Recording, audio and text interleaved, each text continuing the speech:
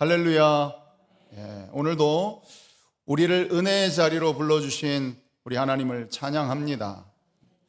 여러분, 어떤 일에 대해서 명확하게 정의를 잘 내리고 그 개념을 잘 정리하고 있으면요, 훨씬 그것에 대해서 이해하기가 쉬워지고 또 그렇게 정리된 개념대로 행동에 옮기기도 쉬워집니다.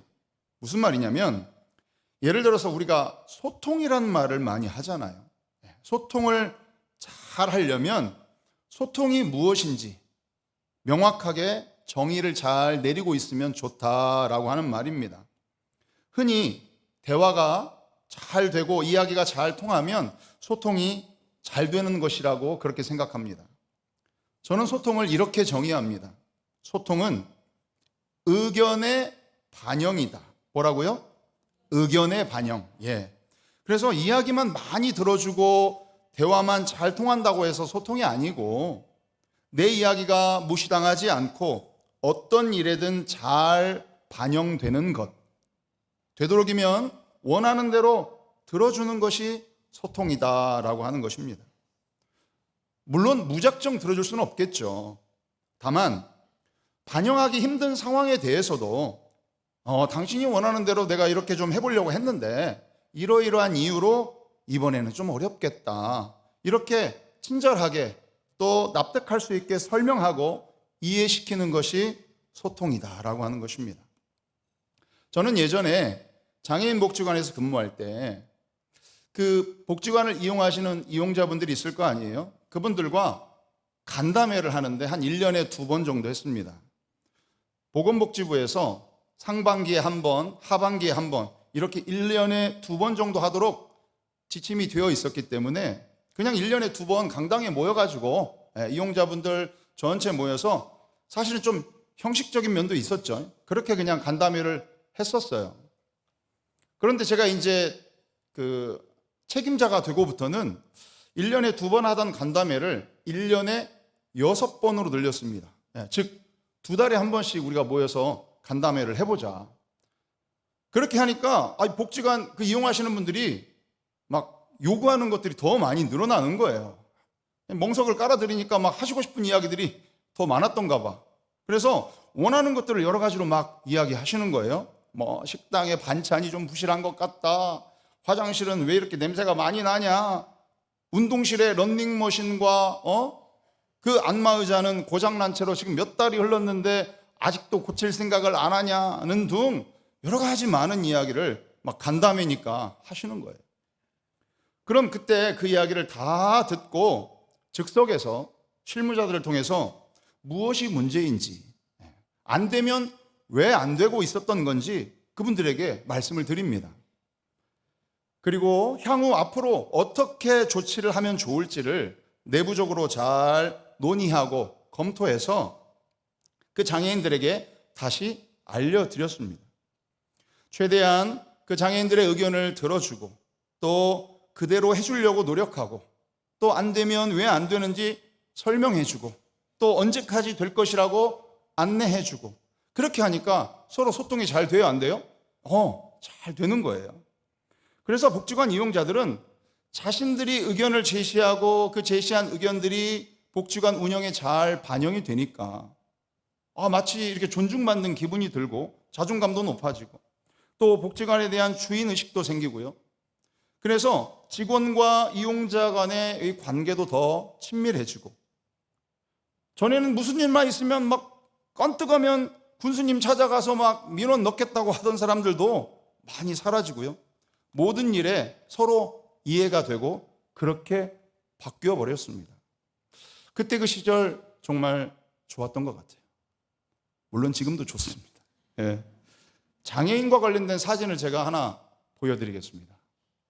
그림 1번과 2번이 있는데요. 둘 다 똑같이 이렇게 휠체어를 탄 그림이죠.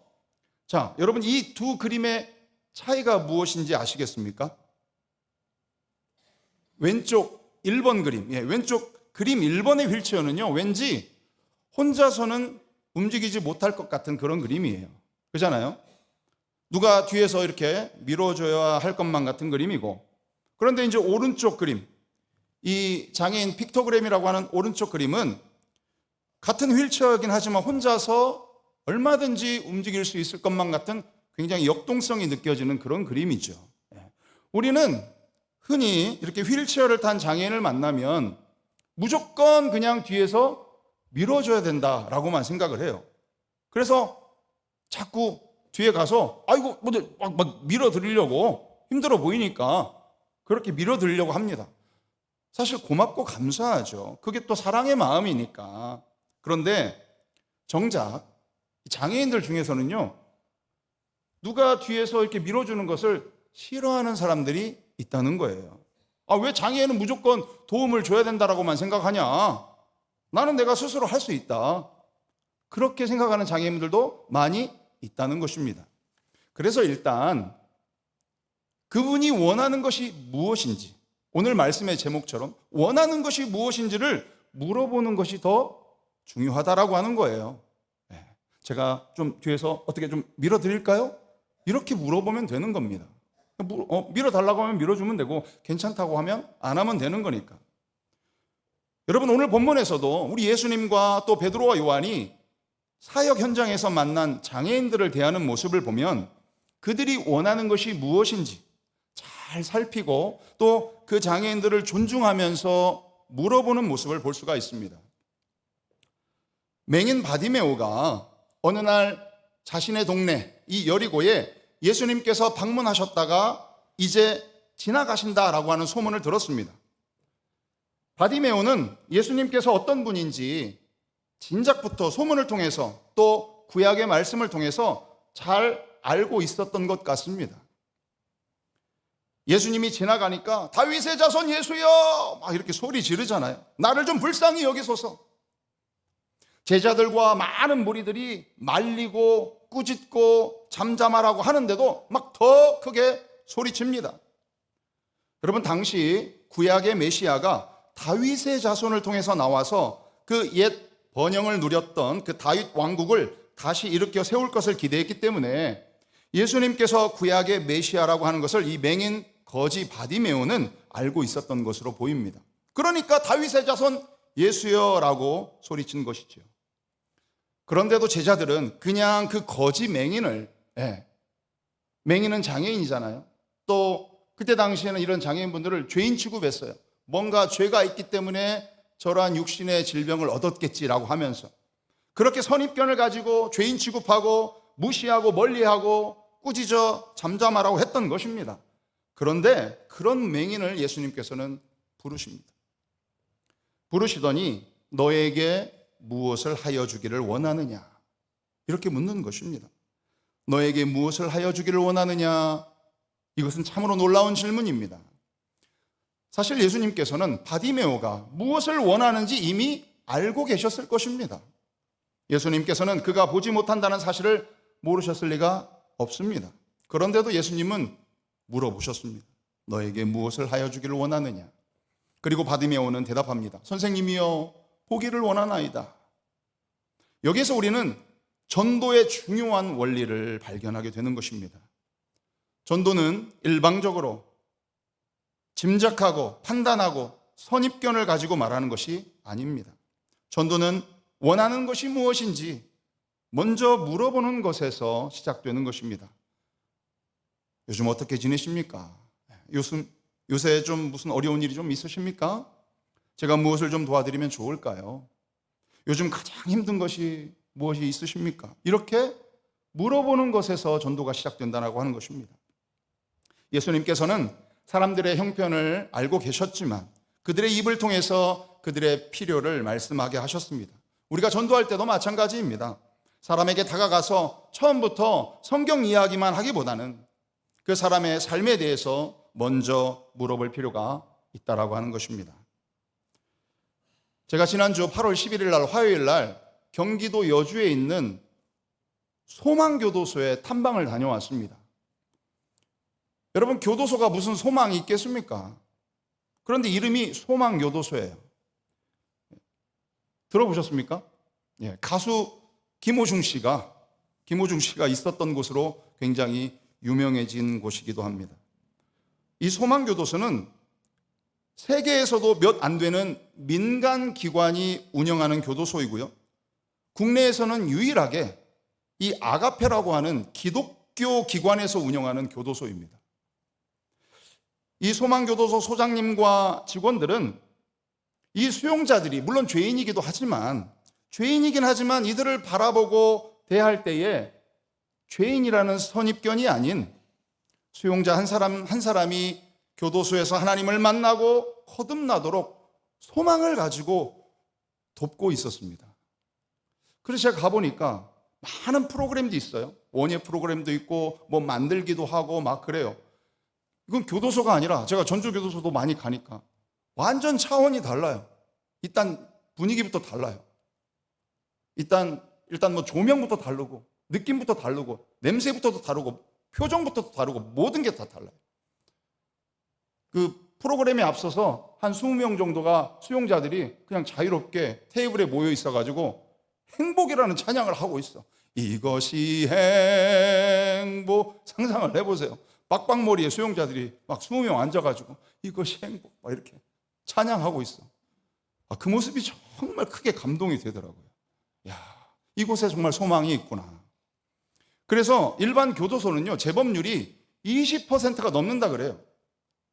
100명이 출소하면 20명은 다시 범죄를 일으켜서 다시 들어온다는 겁니다. 근데 소망교도소에서 출소하신 분들의 재범률은 4%라고 합니다. 그만큼 수용자들과 소통하려고 하고 그들에게 정말로 중요하고 필요한 예수 그리스도를 만나게 하는 것에 모든 직원들이 헌신되어 있는 것을 볼 수가 있었습니다.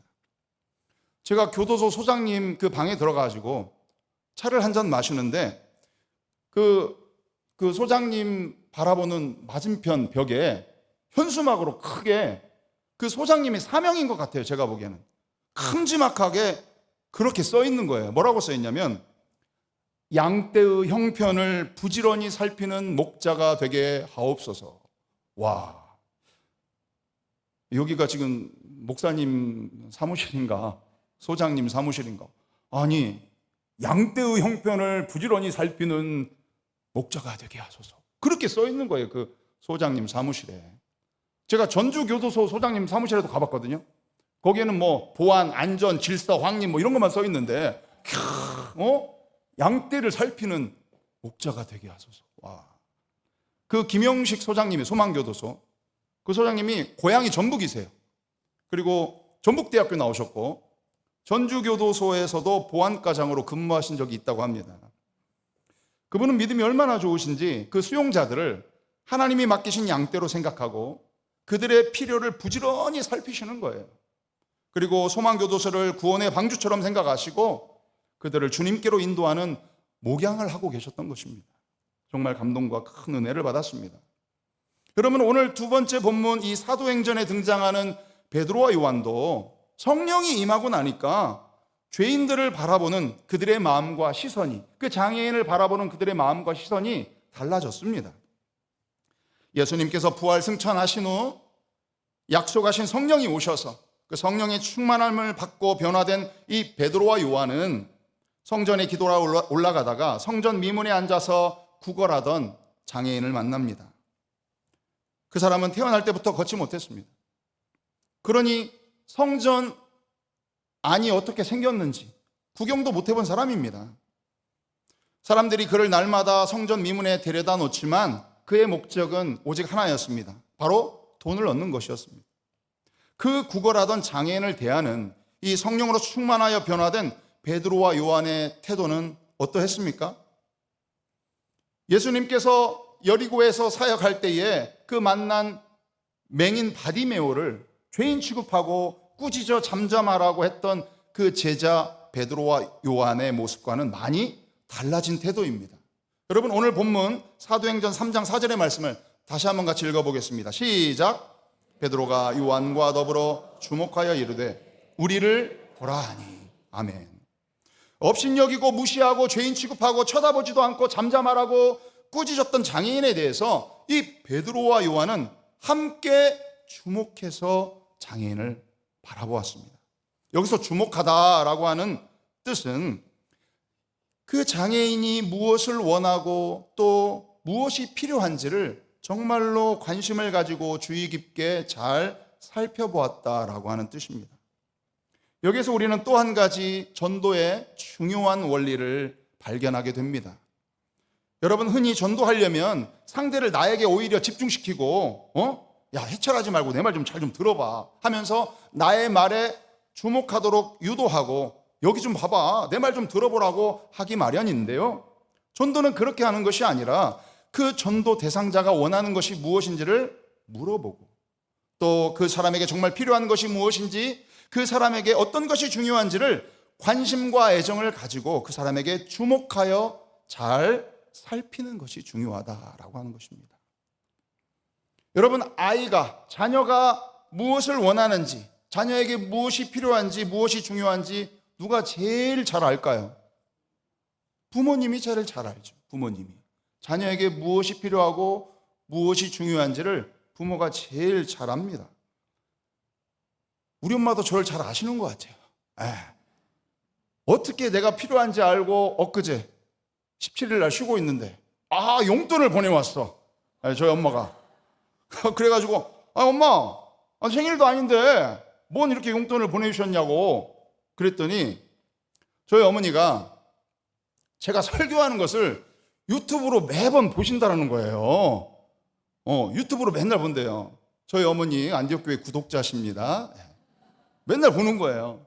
근데 어느 날 보니까 제가 좀 살이 쪄서 그런가 옷이 좀 작아 보이더래요.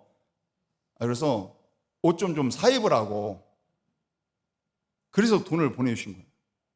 그리고 선크림 좀 바르라고, 얼굴이 좀 시카맣게 보인다고, 운동 좀 애지간히 하고 선크림 좀 바르라고, 농사 짓는 사람 같다고 하면서 관리를 좀 하라는 거예요. 유튜브에 막 나오고 하니까.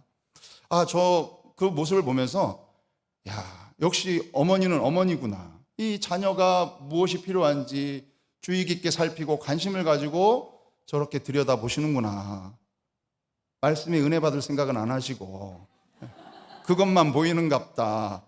근데 한편으로는 아내보다 낫다 그런 생각을 했습니다.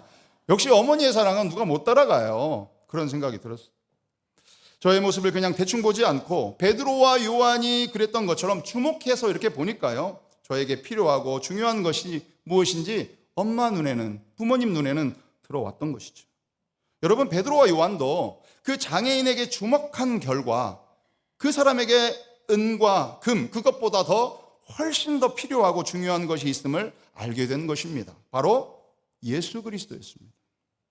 그래서 베드로가 이렇게 말합니다. 은과 금은 내게 없거니와 내게 있는 것을 내게 주노니 나사렛 예수 그리스도의 이름으로 일어나 걸어라. 할렐루야. 아멘. 그 사람이 원했던, 그 장애인분이 원했던 것은 돈이었지만 하나님께서 그에게 돈보다 훨씬 더 중요한 것을 준비하고 계셨던 것입니다. 바로 예수의 이름으로 일어나 걷는 회복과 거듭난 삶이었습니다.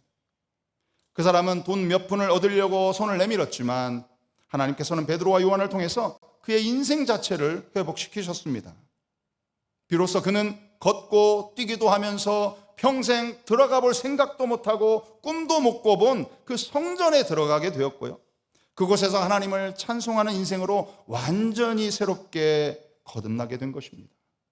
여러분, 이렇듯 사람이 원하는 것과 그 사람에게 정말 필요하고 중요한 것은 다를 수 있습니다. 돈을 원했지만 중요한 예수 그리스도를 얻었던 것처럼 맹인 바디메오도 무엇을 원했었습니까? 보기를 원하나이다. 그가 원하는 것은 분명했습니다. 눈을 뜨는 것이었죠. 그러나 예수님께서는 그에게 눈을 뜨는 것만이 아니라 구원을 허락해 주셨습니다. 오늘 본문 마가복음 10장 52절의 말씀을 함께 읽어보겠습니다. 시작. 예수께서 이르시되 가라, 네 믿음이 너를 구원하였느니라 하시니 그가 곧 보게 되어 예수를 길에서 따르니라. 아멘. 바디메오는 육체의 눈을 떴을 뿐만 아니라 영적인 눈도 뜨게 되었습니다. 복음의 능력은 사람이 원하는 것을 얻는 것에서 끝나는 것이 아니라 이처럼 예수님을 만나고 예수님을 따라가는 제자의 삶으로 변화되는 것입니다. 이것이 복음의 힘이고 전도의 힘입니다. 여러분, 오늘 설교가 뭐 장애인의 날 특집 그런 특별 설교가 아닙니다. 특수선교위원회 헌신예배가 아니에요. 우리가 삶의 현장에서 전도와 선교의 목적으로 만나는 모든 사람들에게 이렇듯 편견 없이 선입견을 가지고 바라보는 것이 아니라 편견 없이 바라봐야 되고, 그들이 원하는 것이 무엇인지를 주의 깊게 주목해서 관심을 가지고 잘 살펴보아야 된다라고 하는 것을 말씀하고 있는 것입니다. 요즘 삶이 어떤지, 요즘 무엇 때문에 힘든지, 내가 뭐 도와줄 것은 없는지 관심을 가지고 주의 깊게 살펴보시고 그렇게 물어보는 데서 전도가 시작되는 것입니다. 상대가 원하지도 않는데 그냥 무작정 교회 한번 가보게 하면서 데리고 와가지고 말씀 듣게 하고 교회 등록만 하게 되면 구원 받습니까? 물론 하나님의 섭리가 있으면 전도지 한 장에도 회심하고 구원에 이르게 되는 것이죠. 구원은 전적으로 하나님 손에 달려있기 때문입니다. 그러나 우리가 만나는 모든 사람들에게 올바른 태도와 영적인 지혜와 분별력으로 그들이 원하는 것과 중요한 것을 들어주고 채워줄 수 있어야 할 것입니다. 사랑하는 성도 여러분, 하나님은 우리에게 전도와 선교의 사명을 주셨습니다.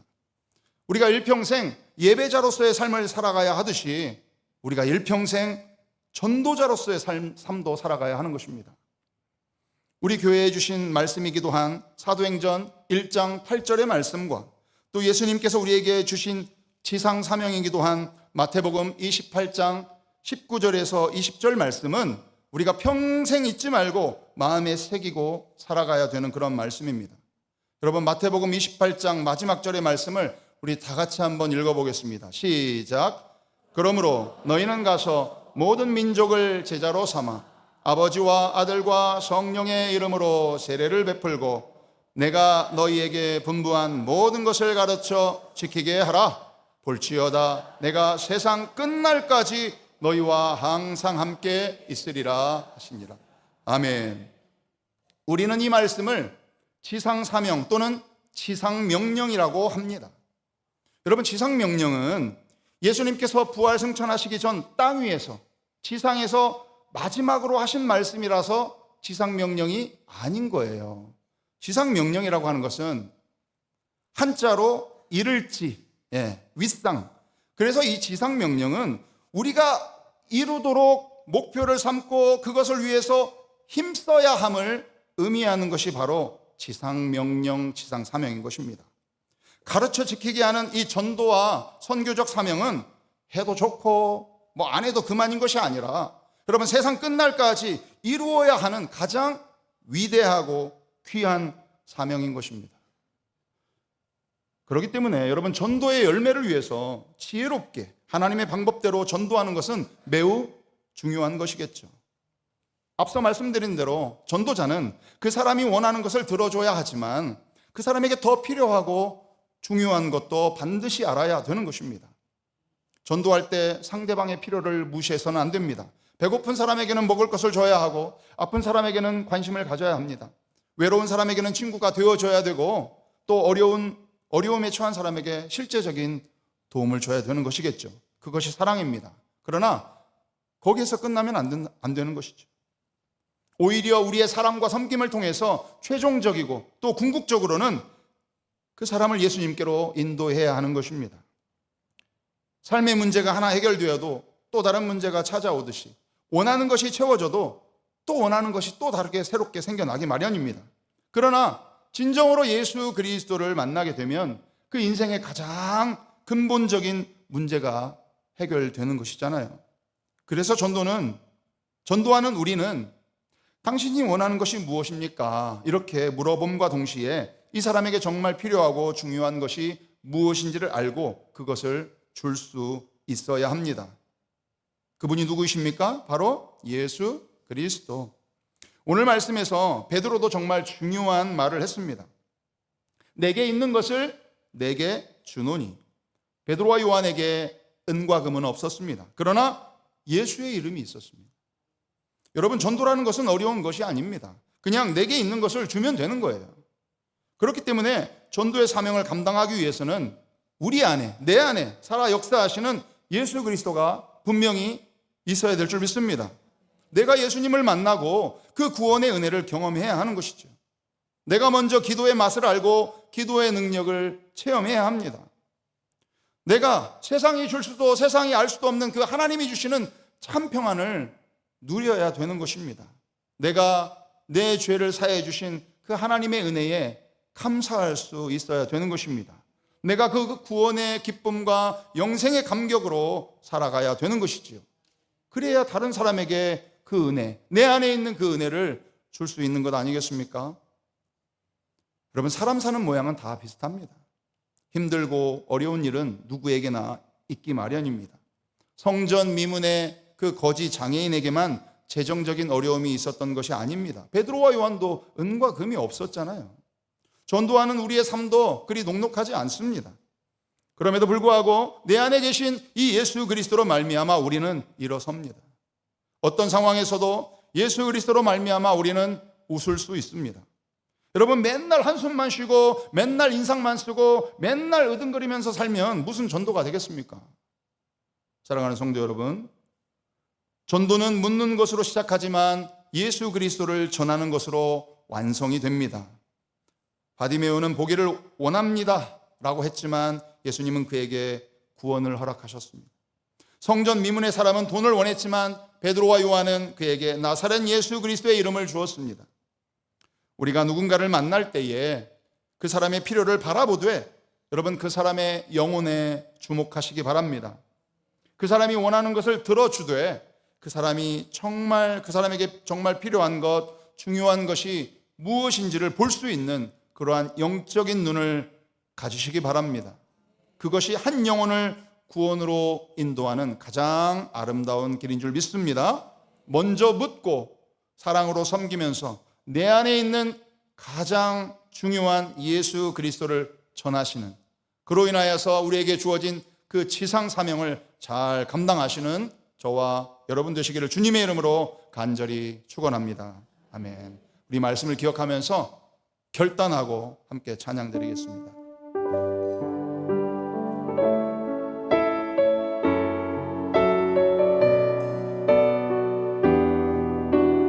주님, 내가 여기 있습니다. 나를 보내주옵소서. 주님, 내가 여기 있사오니 나를 보내소서.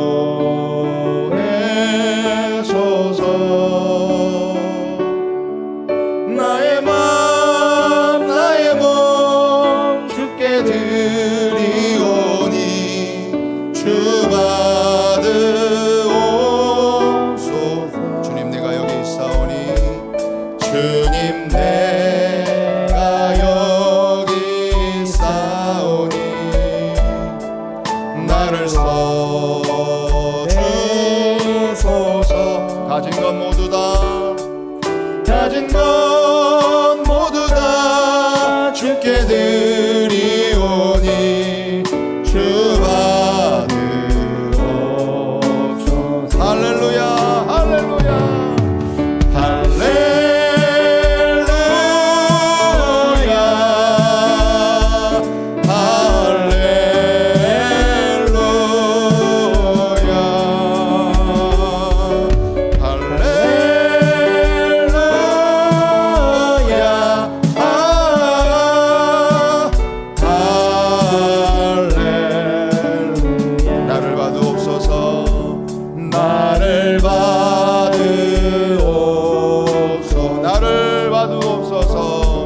나를 받으옵소서.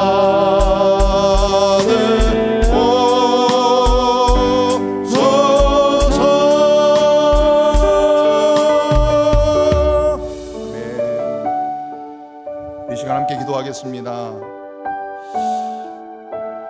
주님께서 우리를 위하여서 십자가 지시고 우리를 살려주시고 구원하셔서 하나님의 자녀요 하나님 나라의 백성 삼아 주셨습니다.